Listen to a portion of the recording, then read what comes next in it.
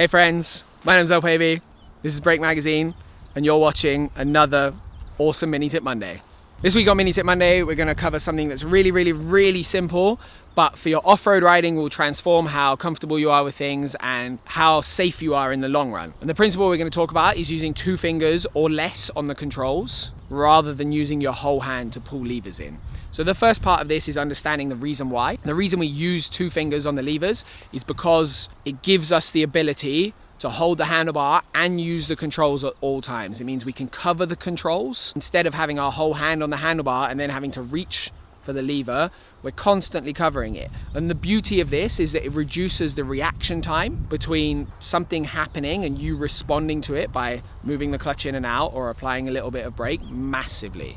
When you reduce that reaction time, things happen much easier for you. The whole world slows down a little bit and the whole process gets much easier. 1 finger or 2 fingers is more than enough for both levers. There's more than enough strength in most people's hands to do that. And the second reason for using 1 or 2 fingers on the controls is for that exact reason. You don't need that much aggression through the lever that you should be using your whole hand. 99% of modern bikes have incredible brakes, and 2 fingers is more than enough to pull that brake on to get stopped. If you're requiring 4 fingers on the brake, something is not right in the whole package. And the same applies to the clutch. You'll find you have much more deftness with the clutch in both directions, letting it out and bringing it in and modulating it between the two when we're riding off-road mostly. When you use 2 fingers rather than when you're trying to use your whole hand. You'll find it much easier to stand up when you use 2 fingers rather than your whole hand. Now, one of the most common things people struggle with, especially on the clutch side, when it comes to using 2 fingers, is that they expect and are comfortable with the clutch coming all the way into the handlebar. Now, when we ride a motorcycle on the road, the clutch is much more of a switch kind of environment. So once we've pulled away, the clutch goes out, we leave it alone, maybe we change gears with it, maybe we don't. And then when you stop or you want to slow down or change down a gear, you pull the clutch all the way into the handlebar. The same as in a car, you know, we go right to the floor, we let it up again, that's it, it's done. But when you start to ride off-road and you're using 2 fingers, you then need to change that habit a little bit because we use the clutch right around the bike point a lot anyway to control the speed of the bike. But when we use 2 fingers, what you'll actually discover, if you try it on your own bikes at home, is that we don't need to pull the lever all the way into the handlebar to completely disengage the clutch. You'll find that the span of the clutch from fully disengaged to fully engaged and the bike moving forwards or vice versa is only about 1 centimeter on most bikes. It's 1 centimeter of lever movement at the tip. So we're talking this kind of movement will cover pretty much all the clutch movement you ever need to do.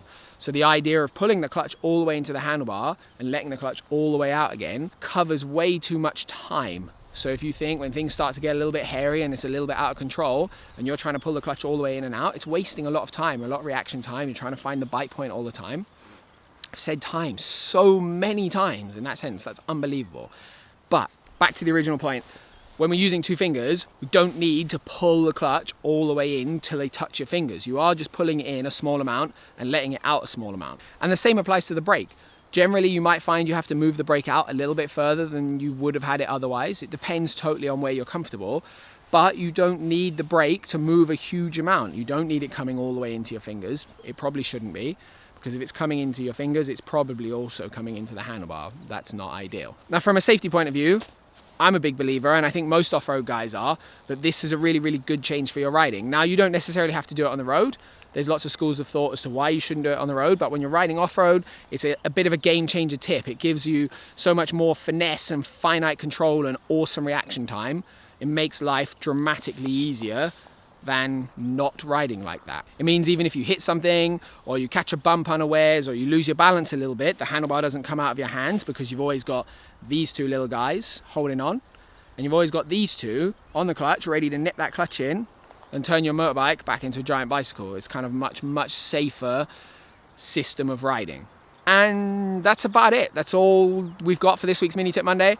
If you like this video, hit that subscribe button, hit that like button, maybe head over to our Facebook page if you're watching this on Facebook, hit that like button, subscribe to our newsletter, tell all your friends about how awesome this channel is, and remember guys, life's better when you're riding.